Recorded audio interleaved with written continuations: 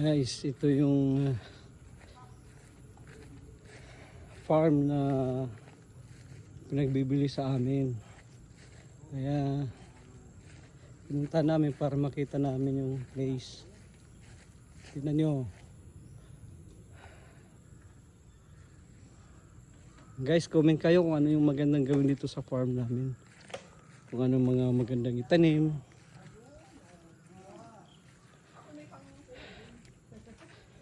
May lumapang kubo dito. Oh.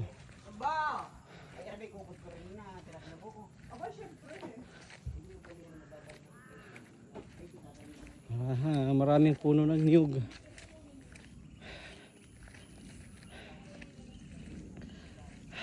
Guys, comment kayo kung ano yung magandang gawin dito. Ano mga prutas ang magandang itanim. Yung area parang may slope. Oh, naka-slope siya.